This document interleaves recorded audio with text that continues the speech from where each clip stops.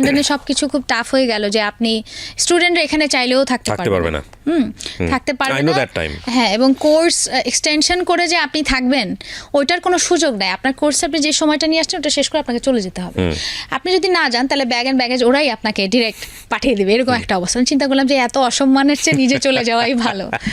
তারপরে নিজেই চলে আসলাম। তখন আমি চিন্তা করলাম যে এখন আমি গানের, মানে তখন একটু গানের ব্যাপারগুলো ঘটছে, যেমন সামহাও আমার আরিফিন রুমি ভাইয়ের সঙ্গে পরিচয় হলো। উনি চাইলেন যে আমি কাজ করি ওনার। তার আগে রুমি ভাইয়ের আগে আমার শকত আর ইমন ভাইয়ের কিছু কাজ করেছিলাম, সেগুলো যদিও রিলিজ হয়নি, আনরিলিজড অবস্থায় থেকে গেছে পরবর্তীতে। যাই হোক, কিন্তু প্রথম আসলে আমি কাজের অফার করেছিলেন ইমন ভাই, তারপরে এই আরিফিন রুমি ভাইয়ের সঙ্গে আমি কাজ করেছি, বেশ কয়েকটা অ্যালবামই তার করেছি। তারপর উনি একটা অ্যালবাম ফিচার করলেন, আমাকেই ফিচার করলেন আমার একটা অ্যালবাম। সেটা করার পরে সেই অ্যালবামটা ভালোই রেসপন্স পাচ্ছিল। ওই সময়কারই আমি জানতে পেলাম যে আমার একটা, যখন অ্যালবামটা আমার ফার্স্ট অ্যালবাম রিলিজ হলো, আপনি এক্সাইটমেন্টের মাত্রাটা বুঝতে পারছেন তো, মানে হ্যাঁ, লাইক আমি অন্য একটা জোনে এখন প্রবেশ করেছি। মানে আমি এতদিন পড়াশোনা করেছি, অনেক কষ্ট করেছি, এখন গান একটা ক্রিয়েটিভিটির জায়গা। গান মানে মিউজিক তো আমার রন্ধ্রে রন্ধ্রে, যেহেতু বাবা গান করতেন, তো আমি ভাবতাম সবসময় যে আমার ব্লাডে মিউজিক আছে, এটা মনে করি, যেহেতু আব্বা করেছেন, এবং ইনহেরিটেড সূত্রেই তো আমি ওটা পেয়েছি, ইনহেরিটেড করে। সো আমার মনে হচ্ছিলো যে না, আমার ভেতরে সেই জিনিসটা আছে, এটা আমি এখন কাজে লাগাতে পারছি, বা এত মানুষ আমার গান একসঙ্গে শুনতে পারবে, এটা আমার খুব ভালো লাগছিল। আর অ্যালবামের গানগুলো খুব ভালো ছিল, রেসপন্স খুব ভালো আসছিল। বলো না কোথায় তুমি গানটা আরিফিন রুমি ভাইয়ের সঙ্গে আমার সবাই শুনেছে, সেই গানটা সিনেমাতেও ব্যবহৃত হয়েছে। এবং তারপরে অপু বিশ্বাসদির একটা কাজ কিছুদিন আগে, ও আকাশ বলে দেন, যেটার জন্য আমি মেরিল প্রথম আলোতে নমিনেশন পেয়েছি। এবং এই যে এত ঘটনা ঘটে যাচ্ছে লাইফে। আমি কিন্তু 2011তে আমি একটা গান করে গিয়েছিলাম, বলো না কোথায় তুমি, যেটা আপনাকে বলছি, সেটার পরেও আমি মেরিলে নমিনেশন পেয়েছিলাম, যদি আমি বাইরে ছিলাম ওই সময়টাতে।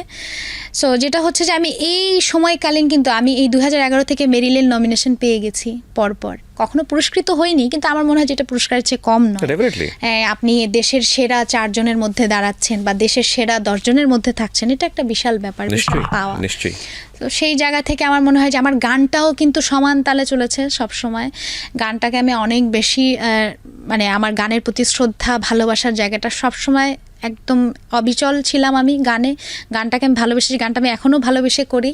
সো এখন যেটা হচ্ছে যে এখন আমি এই মুহূর্তে আমি অবশ্যই একা নেই, আমি ম্যারিড লাইফে আছি।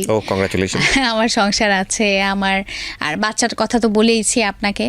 তার পাশাপাশি আমার বাবা মা, যারা ইয়াং জেনারেশন, তাদের মধ্যে একটা টেন্ডেন্সি কাজ করে, রেজাল্ট খারাপ হয়েছে সুইসাইড করে ফেললো, প্রেমে ব্যর্থ হয়েছে সুইসাইড করে ফেললো, তারপরে আপনার মানে লাইফে কোনো একটা প্রবলেম হয়েছে, যে কোনো একটা বিষয় সেটা হতে পারে, সেগুলোর জন্য তারা হতাশ হয়ে গেল। এমনই হতাশ হলো যে ওইটা তাদের ফুল লাইফটাকে ডিস্টার্ব করে ফেললো।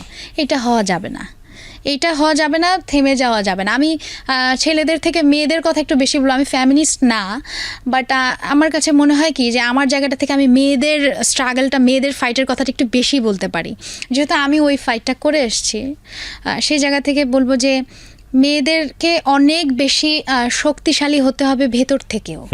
হ্যাঁ, আর এই শক্তিটা কেউ এনে দেবে না, কেউ আপনাকে শক্তিশালী করে দেবে না, এটা নিজের মন থেকে, ভেতর থেকে হতে হবে। এটার জন্য কিছু কি টার্মস আছে যেগুলো আপনি করতে পারেন, যেগুলো আপনি মেনটেন করতে পারেন। যেমন আপনি এডুকেশনটাকে খুব ভালোভাবে নিজের লাইফের সঙ্গে জড়িয়ে ফেলতে পারেন, মানে খুব হাইলি এডুকেটেড না হলেও অ্যাটলিস্ট যতটুকু আপনার করতে ভালো লাগে বা ইচ্ছা করে, বা আপনার মনে হয় যে না, আমি এতটুকু এডুকেশন নিলে আমার দেশের প্রেক্ষাপটে আমি একটা ভালো জব করতে পারবো, নিজের পায়ে দাঁড়াতে পারবো, আমি আমার নিজের সব কিছু নিজে করতে পারবো, কারোর উপর ডিপেন্ডেন্ট থাকবো না। এই জিনিসটার জন্য আপনার যতটুকু এডুকেশন প্রয়োজন সেটা করতে হবে। সেটাকে মানে এডুকেশনটাকে লাইফে একটা কি বলবো, এটাকেও একটা পার্ট বানিয়ে ফেলতে হবে। Right, an absolute part. হ্যাঁ, আপনার যদি বিয়েও হয়ে যায় তবুও পড়াশোনা যে থেমে যেতে হবে সেটার মোক্ষম উদাহরণ আমি নিজে। হ্যাঁ, সেটা করা যাবে না। সবচেয়ে বড় যুদ্ধটা নিজের সাথে নিজের। এইটা যদি কেউ মেনে নিতে পারে না, তাহলে পৃথিবীতে আর কোনো জিনিসই তাদেরকে কখনোই কিন্তু মানে আপনার যেটাকে বলে যে দমিয়ে রাখতে পারবে না, ডিমোটিভেট করতে পারবে না।